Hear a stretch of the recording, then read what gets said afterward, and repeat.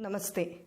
A popular Malayalam poet, lyricist and scriptwriter, Sri K. Jayakumar IAS, who is currently the director of Institute of Management in Government, has written an article in 2012 on his experiences with Bhagawan Sri Sathyasai Baba. With his permission, I am presenting that article for your happy hearing. When I first visited Prashanti Nilayam some 20 years ago, I had known about Bhagawan Sri Sathyasai Baba only as a remote, benevolent presence. I went there to offer a musical album I had written on Swami. When I glimpsed the saffron hue of his attire from a distance, I remember vividly how my heart cured. It was a feeling which I cannot compare with anything that had happened in my life till then and ever since. How could anyone cause such an excitement in the first darshan from a distance? Thereafter, I have been a regular visitor along with my wife. It would be more appropriate to say that ever since that first glimpse, Sri Sathyasai Baba had allowed us to live with him always. Rather, he was with us in our joys and anxieties. Almost instantly, he became our parent, relative, and companion. We became believers in an extraordinary power of love and compassion as embodied in the benevolent form of Swami. Silently, firmly, and mysteriously, he comforted us by asking, "Why fear when I am near?" I have experienced how, in this awareness, fear has gone away from my life. He often reminded us that God is inside, outside, behind, and around us.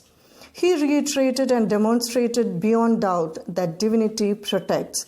Once we truly believe in this assurance of protection, fear ceases to have a place in our lives. Decisions taken in fearlessness alter the very quality of life. Ever since Swami entered our lives, we began to experience this palpable sense of protection.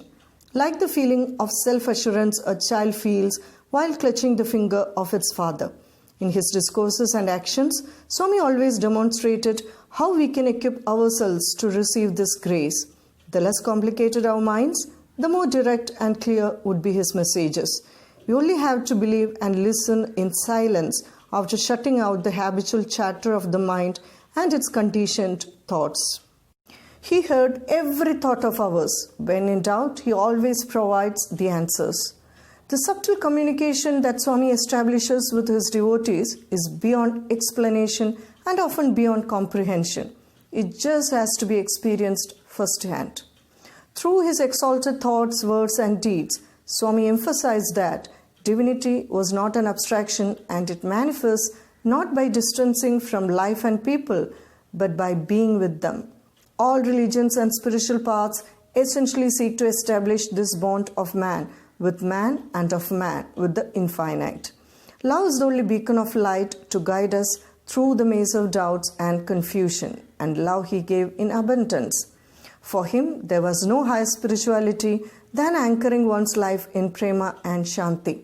Every human being is potentially divine, not by becoming superhuman and eschewing emotions, but by purifying the emotions in the crucible of love and compassion.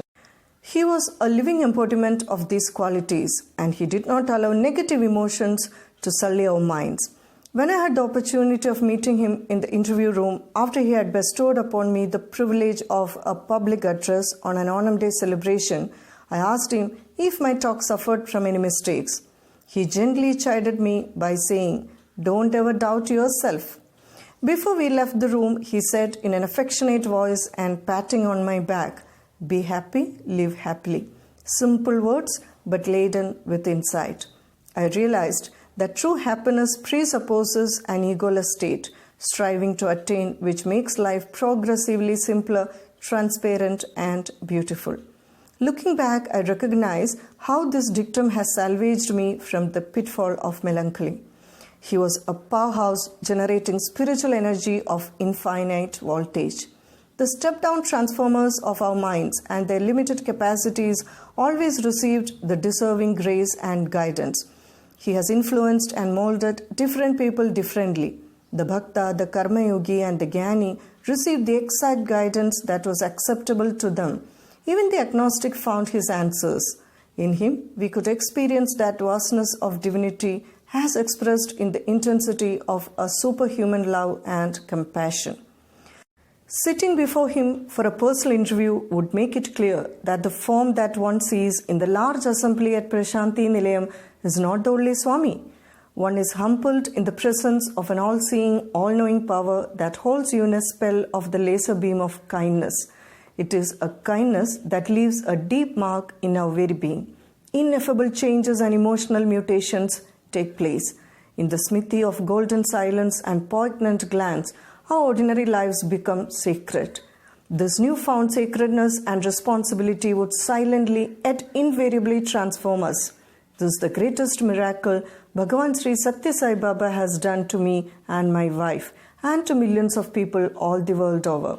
It is a transformation that words cannot capture, science cannot decipher, and even poetry cannot convey.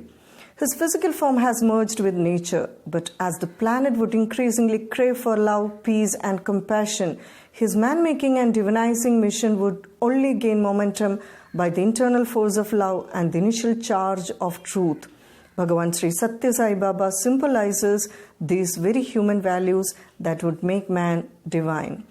Om Sri Sai Ram.